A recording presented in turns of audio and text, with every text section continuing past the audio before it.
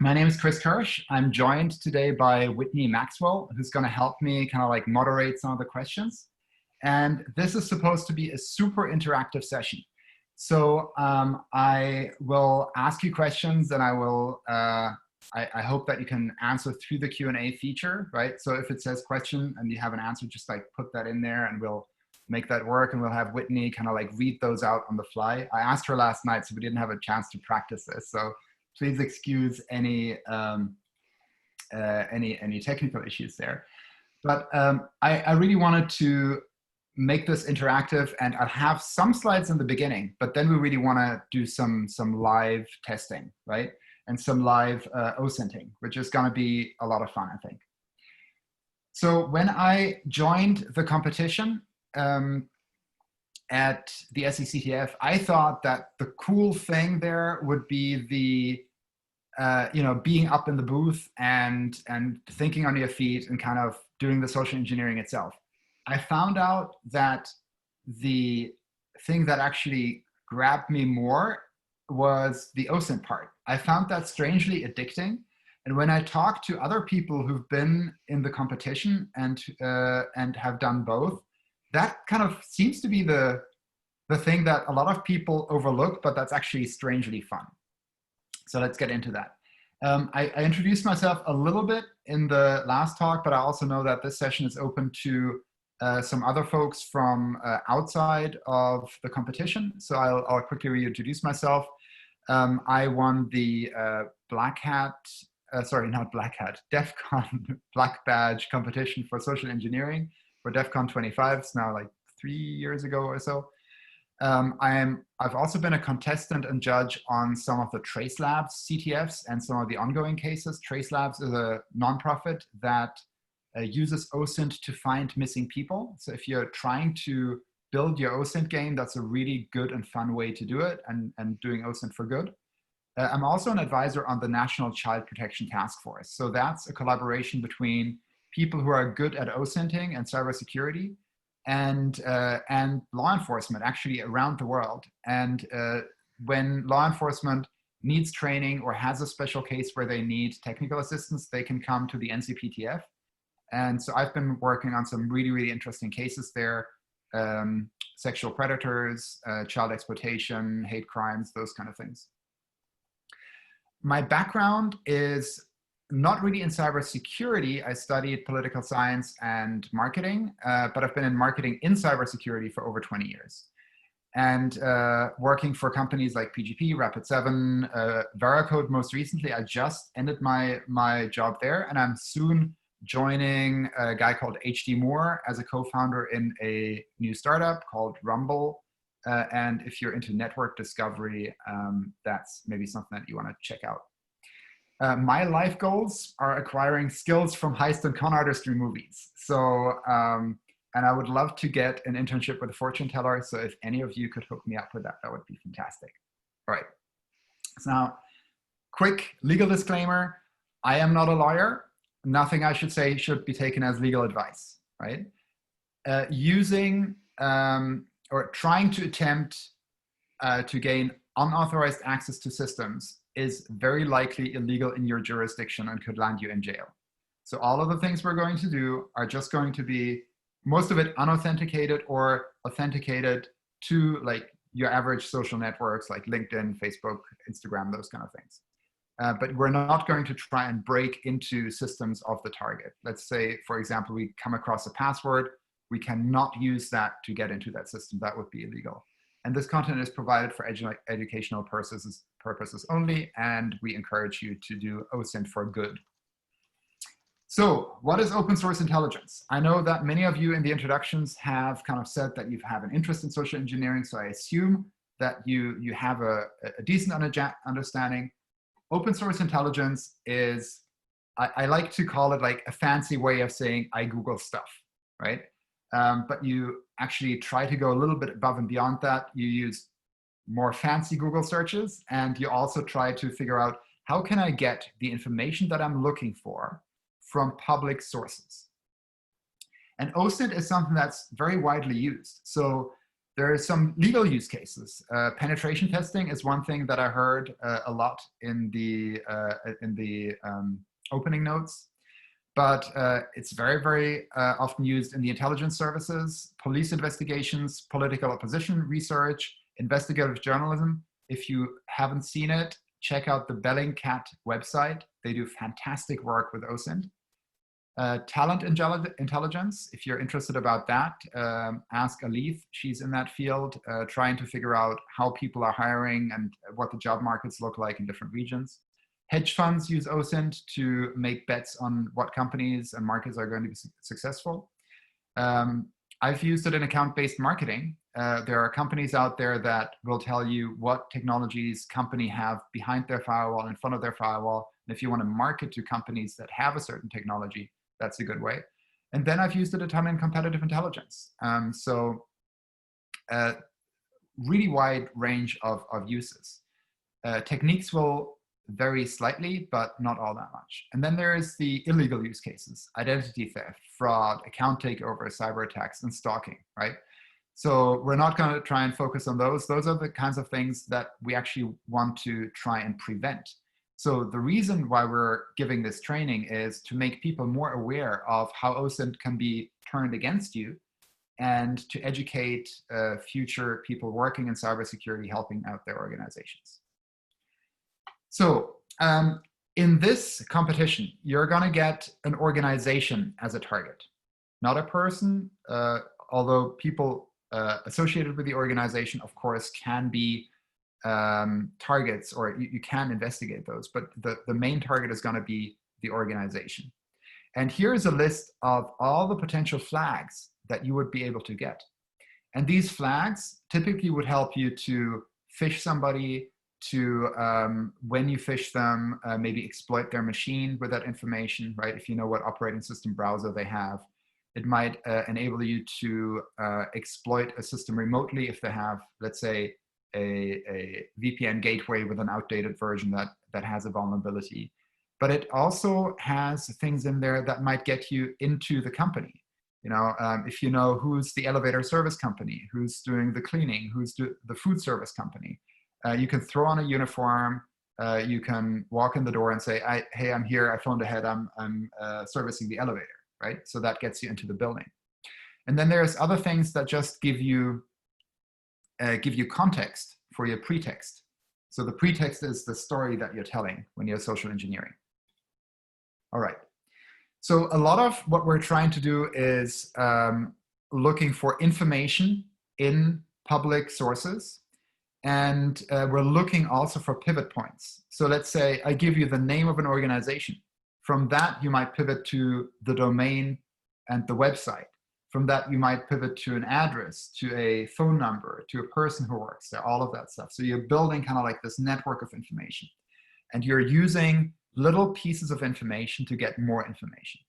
And that's a really central, central concept in OSINT. So let's have a look at this LinkedIn profile here. And I would love to get the audience participation started here. So can you tell me what pieces of information you see in this LinkedIn profile that might help you in in your OSINT report, in your vishing and phishing? And just put that into the Q&A. And Whitney, if you could just read out what you're seeing as answers, because I can't, like, it's going to be tough for me to juggle screens and so on. I want to keep it interactive. Definitely. We're going to have a lot of these, so I encourage you to keep that window open. So we've got that she's a CDC county director, location and job position. Yeah. Woman of Steel. Yes.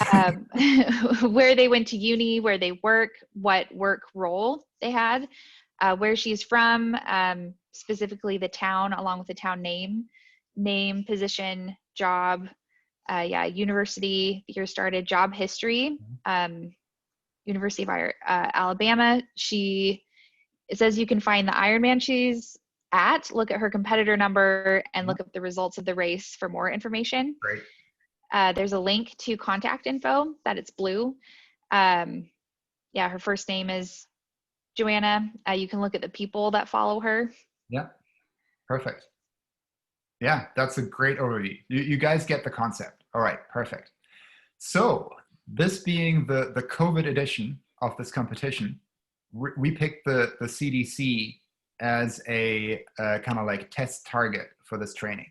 So what I'm going to do is I'm going to switch my screen over, and we're going to look at what flags we can find, quote unquote, live. I'm going to share my browser, and we're just going to go through like some OSINT research, and we're going to try and find this live. I went through, for full disclosure, I went through this exercise yesterday evening and this morning, and I noted down kind of like what I found and what I didn't find and so on. And I decided to not only include the things that worked, but also techniques that I tried and that failed, but that I know have worked in previous exercises. And I think that'll actually tell you a better story, because with OSINT, you know, you have kind of like your go-to sources, but it's going to be different with each target. So just because it doesn't work with the CDC, I thought, you know, it doesn't mean that it doesn't work with one of the targets that you get. And by the way, you will not get the CDC as a target, and you will each get your individual targets, different companies per team. So use this as a way to learn how to do, what techniques to use and so on. And I encourage you to take notes and screenshots and so on and participate here. So one of the very simple things that we were supposed to find was an email for a person working at the CDC, right? Now I looked at the website. Usually, like when I want to find out the email format for a company, I start out by saying, all right, you know, on the website, typically they don't list people. The only place they list people is typically for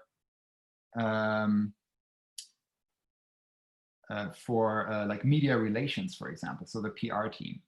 I'm trying to find that here. Is it featured articles, publications? Whitney, do you see here where I would go for? Is it compliance officers? No. Let's try the featured articles. That might be a part of the podcast, submission of the day.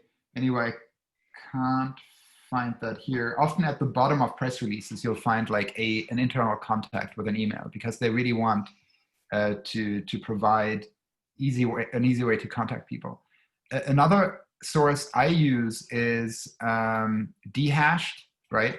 But that's a paid source if you actually want to search by domain. So that's not something that's allowed. Then I thought, you know what? The CDC is a research organization. And so what they probably publish a lot that might have their email address is peer-reviewed articles. So I thought, hey, Google Scholar might actually be a good source for that kind of stuff. So I went into Google Scholar and I just type in, you know, cdc.gov, because that's what the email address ends with. And then I'm just going to open a few things here. And I already see, right, there's jcope@cdc.com. So here we've got all of these names and author. Maybe if I click through here. No, that just gives me that. But here at cdc.gov, yeah, I've got an email address here, right? So this is Gloria L. Beckles, right? GLB4, right? So they have kind of like, it's not like a first name, last name kind of thing, but it might be the initials with a middle initial and then a running number. So that makes it a little bit harder to guess an email address for somebody. I also saw another email address somewhere else. Yeah, there's different ones, right? SMM2 for Suzanne M. Marsh, right? So same kind of format. But here we see T. Burmer. So that's first initial and then last name, right? So that way you can figure out kind of like the email format. There's other sources as well. I think there's like Email Hunter that kind of gives you some of these. But depending on the organization that you're going after, there might be different ways to do it. Then another thing that we're supposed to find is a badge. Where is that in my list here? I'm trying to find through my notes. Oh, here, yeah. Actually, no. Apologies. Need to sort through my notes here. Okay, yeah. So one thing I love for finding anything internal, like badges and so on, and internal information, internal pictures, is often the job, not the job postings themselves, but where the company is presenting itself to prospective employees, right? So I've gotten a ton out of YouTube videos where the company says, hey, we're a great place to work, and look at all these fun people. And I can look at the badges, I can look at the badge readers, I see what computer systems they have on their desk, sometimes what books they have on the shelf, right? What technologies they're using. All of this is information I can leverage. And so here on this one here, I found this picture here, right? So you have an image that shows a badge. It's not super high resolution. So we're going to open that in a new tab. And this is going to get us, oh, this is interesting here, right? This is only the thumbnail. So can we, I haven't tried this, but sometimes you can get the real image if you, sorry, if you just tinker with that a little bit. Yeah, didn't find it, but can I find a higher res image on this? So I want this number and I want it to be on the site, cdc.gov, right? Okay, we've got something. Okay, is this the same picture?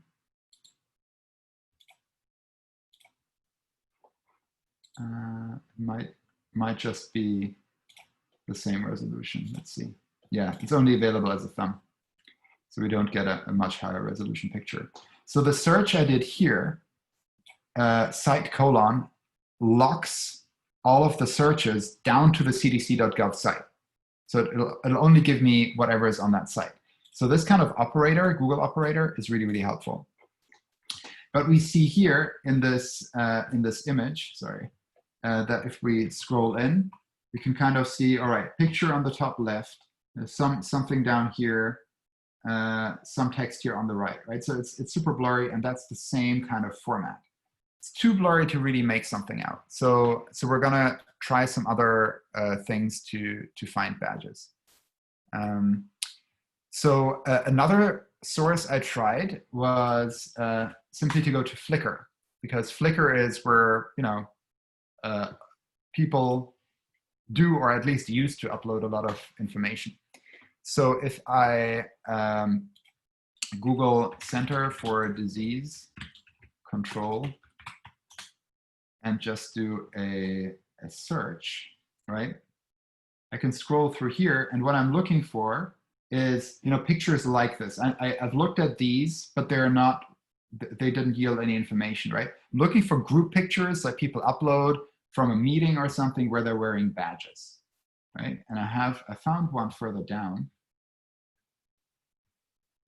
Let's see, it's like 2 women wearing costumes, or like four women wearing costumes or something. It's like a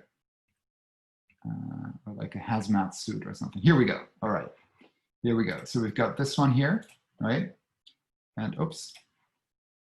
So we're seeing here, we've got a badge here, and we've got a badge here. And there is a covered up one here. This one's sideways, so I can't see that one. So this one seems like the one that could yield the most information. This looks like a visitor's badge, not a proper badge. But this can still be helpful if you're trying to get on site. A visitor's badge might not arouse as much suspicion, but you'll probably still be escorted on the premises. So what I did is actually I saved this picture and I pulled it into Photoshop. Let me do that real quick. I'm going to share Photoshop in a second. Give me 1 second to get that up.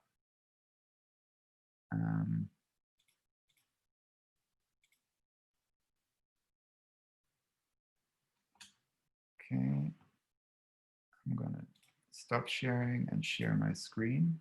Do we have any questions in the meantime, Whitney? No questions?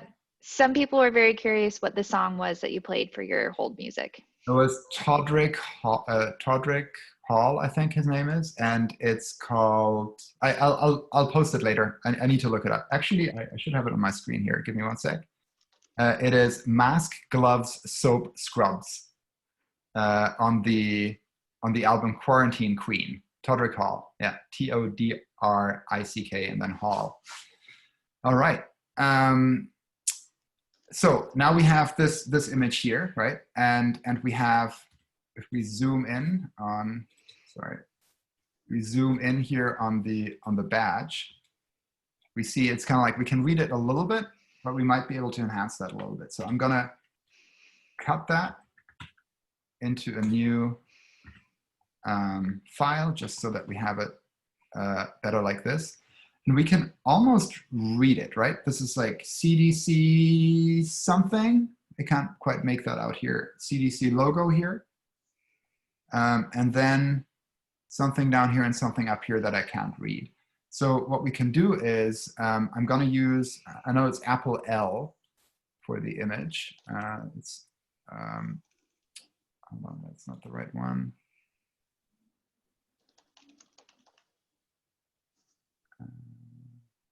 Sorry, yeah, it's Apple L anyway for the levels. So I'm opening the levels. I'm not sure if you can see those, and I'm starting to play with those a little bit, right? And to get a little bit of a sharper image. So what I'm seeing down there, if I play with that a little bit, is like July 25th, 2014. Kind of like, it's hard to tell.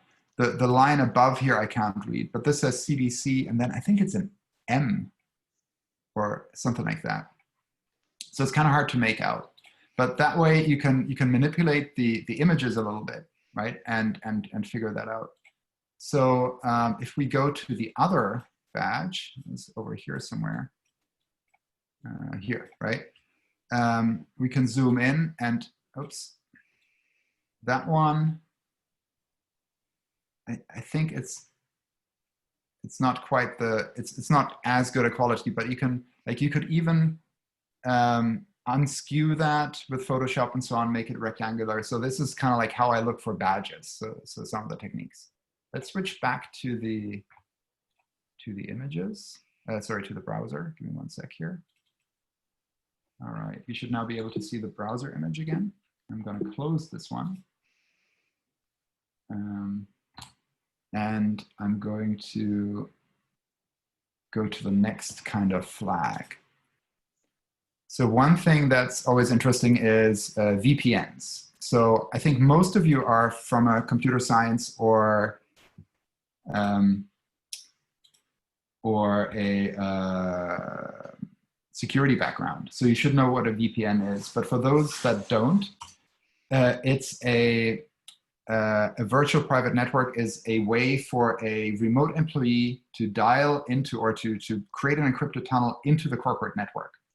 So what you need for that is a client on one side, and then you need a server on the other side that people connect to.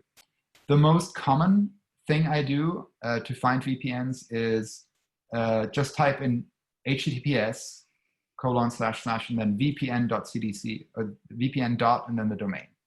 Because most VPNs are just hosted that way. This one, we're not getting a response. So we know that that's not how they're doing it. Then I tried something else. I always look at LinkedIn, right? And say, hey, I wanna just find if anybody's in the IT department or security department is talking about the VPNs on their, like having that in their responsibilities. So here's the search that I typically use for LinkedIn. And this works if you have an account, but it doesn't have to be a paid account, which is why that's important. So the URL for profiles is always linkedin.com/in. Those are the people profiles. There is also /jobs, which has the job postings, which is not what you're looking for. There's the blogs, there's all of the other stuff. So if you want to tune that out, then saying linkedin.com/in/ is a good way to do that. Then I said, all right, I want Center of Disease Control to be present on that person's page, and then I just look for VPN. So if we look for that, I think this guy here had some stuff. So this is what it looks like, right? So now you find somebody who is an engineer, security engineer for the Center of Disease Control and Prevention. And if we look for VPN, I think it was something that was not part of his current job, if I remember correctly. Yeah, here it was at Verizon Wireless, but you see like VPN administration via RSA, Soft Token Authentication Manager, right? So that gives you information that might enable you to either digitally attack that company or to use as part of your pretext, right? If you can say, hey, you know, are you on the VPN? You know, do you have your RSA token handy? You know, those kind of things. You sound like you're part of the organization. You can build trust and rapport. But this guy doesn't have anything around the VPN. So then next place I looked, this is a fun website, dnsdumpster.com. So this basically gives you a lot of like the subdomains and those kind of things for a domain that you're putting in. And the CDC here had a ton. So if I look through here, the DNS servers, MX records, so those are for mail servers. Oh, interesting, they use FireEye, right, for scrubbing mails against malware. And then we've got the hosts, right? And if I look here and just search for VPN, I find several servers. I find VPN server1.cdc.gov and VPN ng at cdc.gov. So my next step would be, you know, like to try, can I get a connection there? But I can't get a connection, right? I tried that, and I think the other one wouldn't give me a connection either. So next thing I did was, all right, you know, maybe I can't from here, but maybe there is some other information that I can gather. So one website that I love is census.io. It's a search engine for machines on the internet. So, sorry, I'm gonna pause my screen share for a second so I can log in. Okay. You should see the screen again. So if I use that IP address that I just got to be connected to a VPN, I can put that in and search for that machine. And it tells me it's on the CDC network. But it also says we haven't found any publicly accessible servers on this host, or the host is on our block list. So it seems that the CDC has you know, told Census not to expose any information for their site. I tried the same IP on shodanhq.com, which is another machine search engine. Couldn't find anything there either. So then I thought, crap, you know, like I can't find any stuff. So let me go back to basics. Like, what if I just do something like this, right? I do a search for CDC and VPN, right? And both have to be included. And voila, I found a ton of stuff, right? So sometimes don't overthink it. Sometimes like a super simple Google search will actually get you what you need. So let's have a look at some of the things we found here. So I'm gonna open Kroger.com, I think is a supermarket. I don't think that's gonna be helpful. Citgo, this is login facts, Accessify. We can check those out. So let's have a look here. Okay, welcome to the CDC virtual private network. It's cdc.gov, right? So that tells me that I'm in the right place. So tell me, audience question again for Whitney to read out. What pieces of information can you glean from this page here?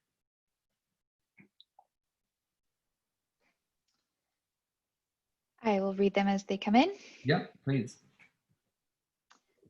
Phone number, email, Citrix, mail for service desk, the service desk portal link. Yeah. Okay. Windows usage. Okay. Source phone numbers you can definitely use for vishing. Yeah.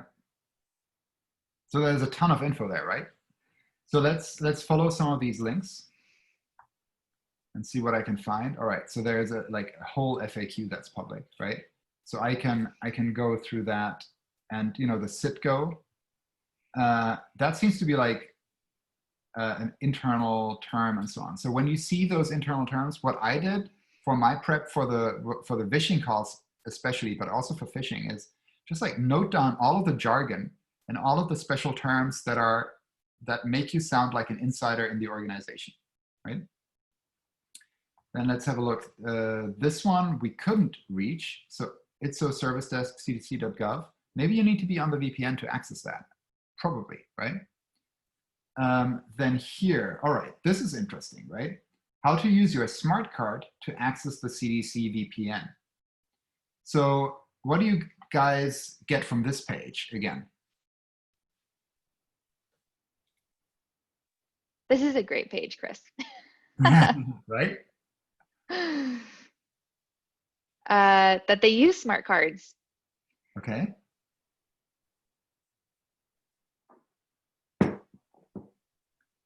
All right.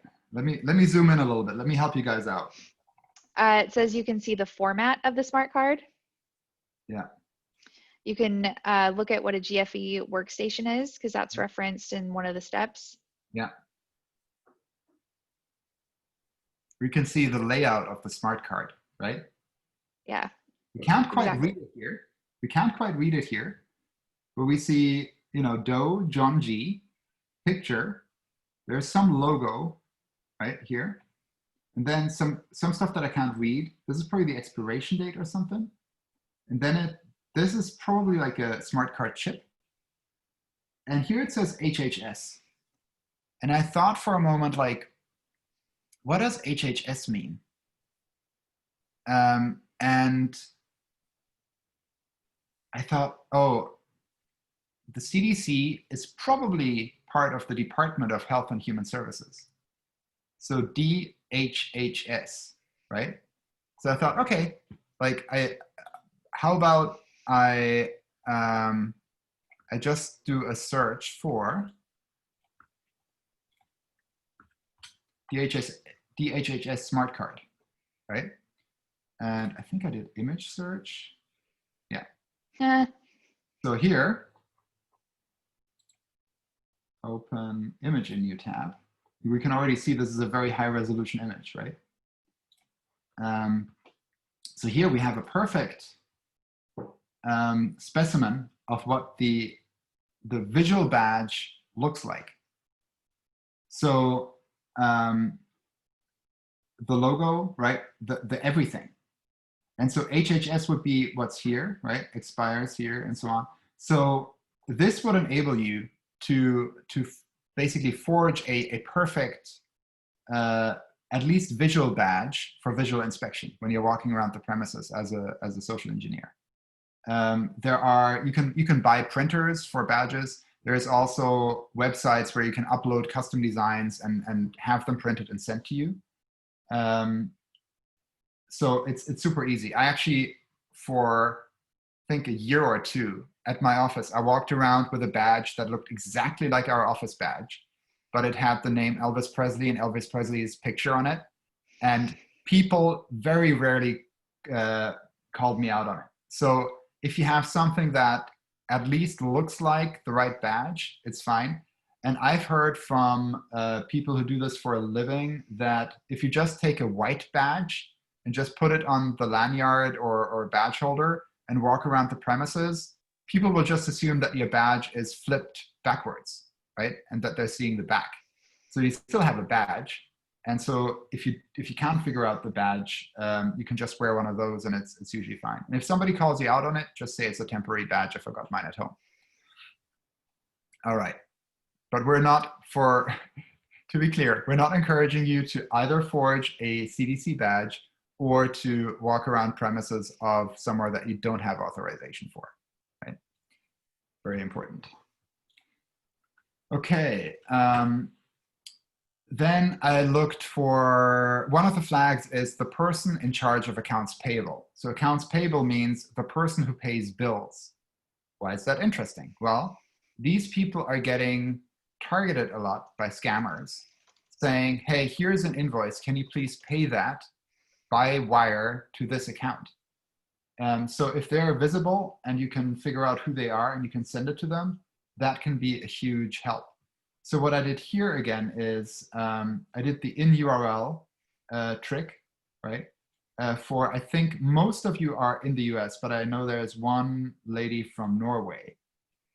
Careful, because the www is only profiles in the US. If you want to do it for Norway, you would have to do no.linkedin.com and then /in to get the Norwegian profiles. So that's how you lock down like the two character ISO code is how you get that down to the country. Now I looked through these and I couldn't. Larry is back here. he seems super chatty on LinkedIn. So I looked through these. I couldn't with little effort. I couldn't find somebody who is still in that role. Like she used to be, but it's at a different company for the Center of Disease Control. So there's some near hits, but nobody where I thought there would be a perfect target. Okay, let's have a look at some of the other things. We're getting through a lot faster than I thought, so we might have some time left over at the end. Okay, then it says here, name of systems administrator, same kind of thing. So what I did here is, again, the in URL trick for LinkedIn. And then I just put in two, like, sometimes people are called systems administrators, sometimes they're called security specialist, help desk, whatever. And so I just said, like, if somebody has Windows and Cisco in their profile, they're probably working in IT or security. And then I took the long name for CDC in quotes to make sure that I get a good hit and not just like a CDC that's an abbreviation for something else. By the way, the quotation marks in Google will do two things. They will, number one, make sure that this is seen as a whole term with these words in combination right next to each other. And it also forces Google to only show you pages that have these terms on it. And not just, saying like, well, we found 2 out of 3, but like this one needs to be on it. So if we look here, we find Larry Grant again. In my OSINT research, I've often found that some people are exceptionally chatty and very helpful in terms of all the stuff they provide you. So let's have a look here at his description. And I want you to tell me like all the information that you can glean. And then also think about like, if you were to either impersonate him or target him, like what would you use as a pretext?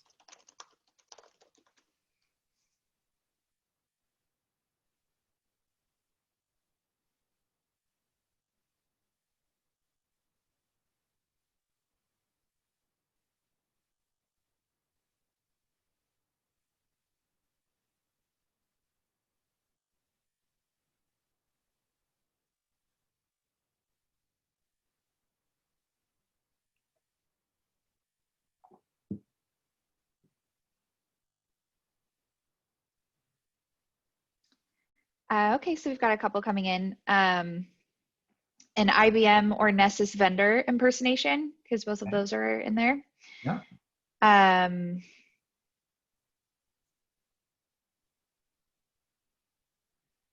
You can ask questions about the NIST 800 privacy compliance. He seems to have been involved for certification and accreditation process. Yeah.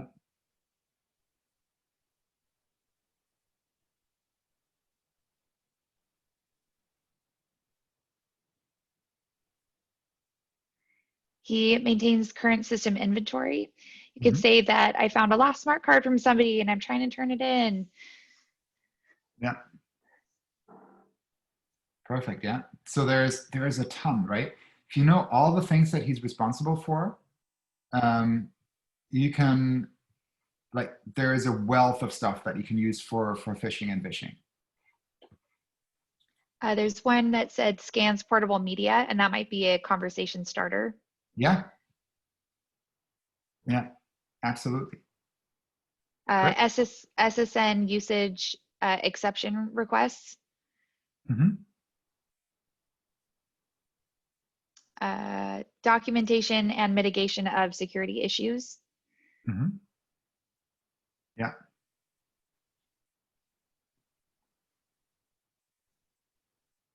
And lots of jargon, right? With the CDC OCISO policy, I don't even know what that is, but you could Google that, maybe figure out what that is, right? So if you use some of those terms in conversations on the phone, that's going to build credibility so much better. Okay, cool. Let's go on to another flag. So I think Wi-Fi SSID is something that we're looking for. I have one that I love to use. So for that, we need the address of the CDC in Atlanta.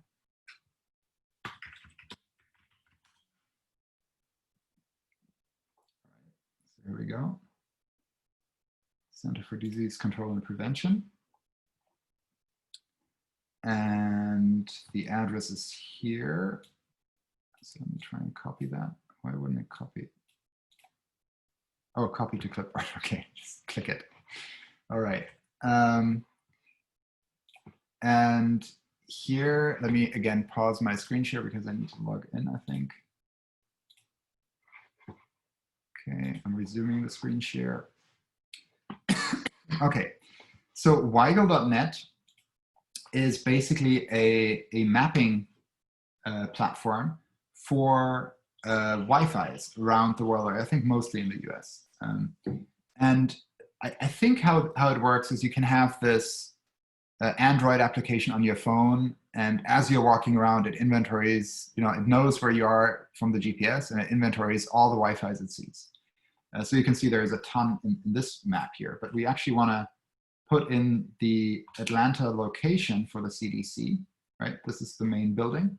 And we see that there are some small dots around here, right? So I'm gonna assume that if they're in a building, they're probably more likely to be a stationary one. And this one here, Xfinity Wi-Fi with this MAC address, that seems to be like, I found a lot of Xfinity Wi-Fi at the CDC. This one just has a weird number that I don't recognize as something. All right. I think there were some interesting ones here. So these are MAC addresses without an SSID. So it could be that they hide the SSID from broadcasting. But here, for example, this one here, this is a router manufacturer and probably model number. So with a MAC address, right? So you can, even without going there, you can map out kind of like what Wi-Fi's are available in the area there, which can be really helpful. You can also just Google, like Wi-Fi access for the CDC for guests. They might have that online somewhere. You might find a document from IT that says, here's how you authenticate to the Wi-Fi. They might or might not have the password in there. Maybe it's your domain credentials that give you access. So the document itself is less sensitive, but still you can use that as part of your pretext. All right, then name of food service companies. I tried Googling for CDC cafeteria, all of that stuff, CDC food service, all of those things. Couldn't find anything. The best I could find was to actually just go on here and to say, all right, let's say the CDC itself doesn't have, maybe they don't have a cafeteria, right? Couldn't find anything. But look at this, right? Right on the edge of the CDC, there's all of these little kind of lunch places. Boro Boro, right? and they all have pretty high ratings. I would always pick one with a high rating, right? If you now say, hey, I'm calling from Boro Boro. I just got an order from somebody over here, but I didn't catch the name, or like, something like that. Or we don't, like we're out of XYZ. That might be the opening for a pretext, because they think, hey, they're calling from a place that I know across the street. So that might give you an opening to start something, right? Okay, let's see what else I have. Oh, did they get IT security awareness training? Well, can be hard to find, but I just gave it a shot and Googled CDC security awareness training, and I found a ton. So if we go onto these sites, right, we'll see, must ensure that 100% of employees receive annual information security training, all of that stuff, right? Email, phone. You even, one place even named like what they call their training. So there's a ton of information here, right? And you can even see like what kind of security training they have to take by role for executives, right? So you can reference that when you're calling people. There's a little video here, all of that stuff. Then this page, these were all linked from the Google findings, right? So here, what do you see here on this page again for the audience?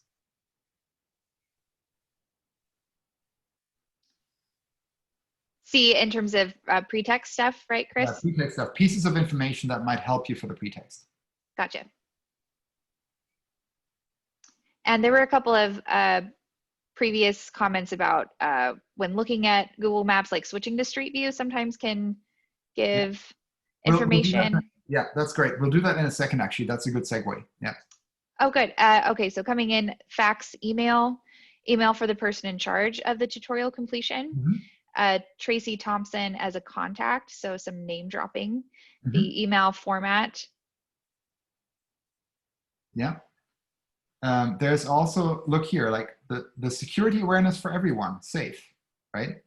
That's an acronym that they're probably familiar with, or even if they aren't, it sounds legit, right? The iPass security awareness tutorial, right?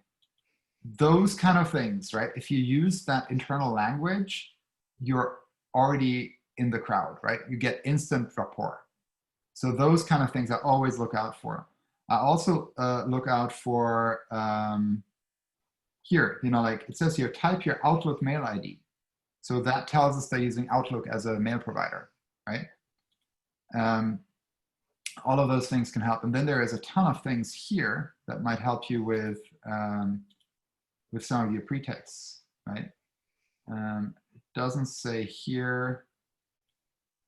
Yeah, sometimes it says like how long the password needs to be and what the mix of characters needs to be and all of those things, right? But there is a ton of information here. So once you find a source for all of this stuff, suddenly you can find a lot of other things. And this is not even a CDC website. This is probably their education provider that has a branded site for the CDC that they can access, right? Somebody mentioned Google Street View. I used that a ton in the past. I found it less helpful for the CDC because their streets aren't fully mapped. Only the perimeter, but not any of the inner ones, which is often what you find.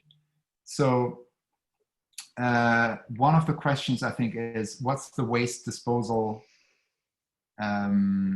company for that organization, right? For big complexes like this, the dumpsters are usually underground, right? Usually where the trucks drive in. So if you can see from the satellite view, kind of like where that is, if you're lucky, you can get, from above here, it's going to be hard to tell, well, this looks like a dumpster, right? This actually looks like a dumpster from the top, like an open one, for debris. But I can't make out any logos on the side. You know, maybe you're lucky and there is one on the hood, you know, so that you can make it out. You can also switch into Google Street View, but if I drag the little guy over here, right, this street isn't mapped. This street isn't mapped. This street is mapped. So what I typically do is, I spent way too much time on this for my own good. I walk around the whole building, you know, bit by bit, and I look at these things, you know, like this says US government property, no trespassing, right? In another thing, it might say, you know, like protected by ADT, protected by this security company. One of our questions for the flags is what physical security company are they using? So you can use that. Here, there is something here, Vesta Modular, right? These are providing container office spaces, right? So let's have a look here. This was taken in October 2019. Not sure if this is still, well, actually, no, 2020, right? No, October 2019. We can switch that to, oh, this is the current one. This is October 19, okay. This is February. So this might still be there, right? If you're lucky. So you can use this as a pretext, phoning the CDC and saying, hey, I'm with Vesta, we provide the mobile containers for you guys. I have a few questions, or we need to pick something up, or there is some problem.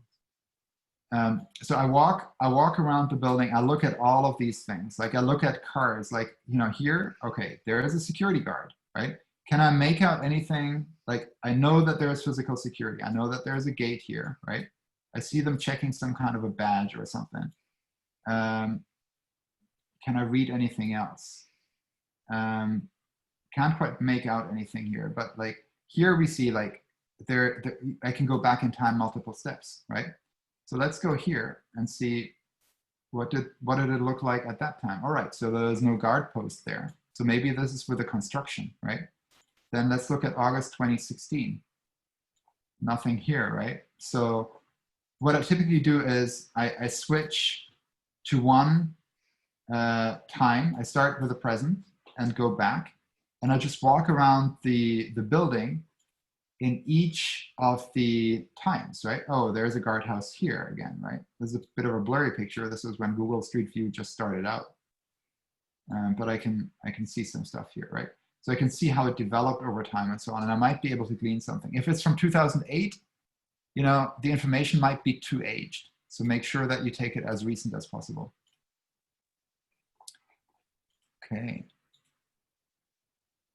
Do we have any other questions or comments so far? Yeah, we have a couple with going back to the food servicing, especially with like COVID and contactless delivering. You can even just go with a food service like DoorDash. Yeah. Yeah, and then Glenn noticed looks like Emory University is across the street. Yeah. And you might be able to maybe kind of have some attack vector there if you find any connections between like CDC and Emory. Sure, there's some, yeah. And then a couple things on the site that you had for all the social training. There was one that had like a center name, so doing a little bit of extra research that you would know what that would be.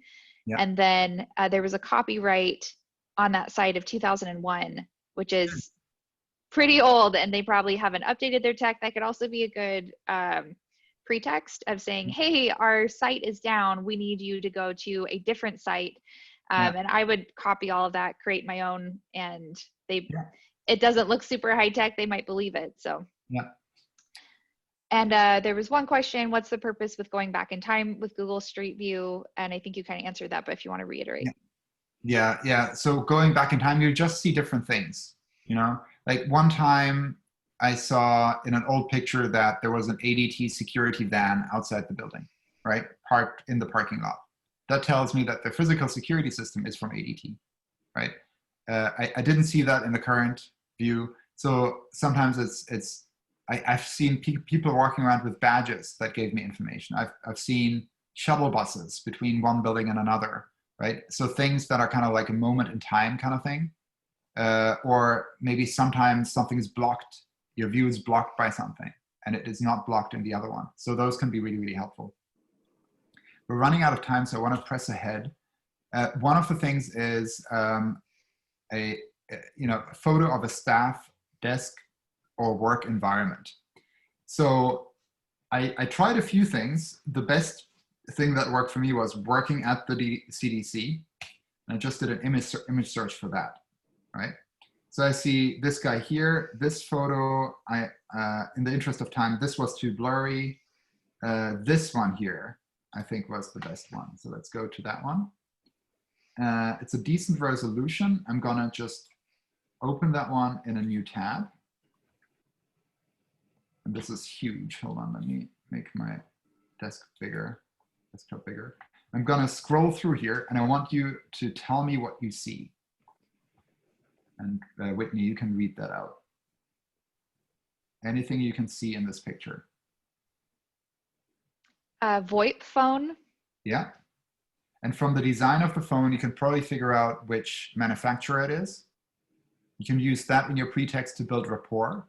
Or you can, for example, phone in and like, if you know what system it is, you can look up the manual, figure out what's the default PIN code for the voicemail, right? And phone in and then listen to people's voicemails, right? That's one thing that you can do.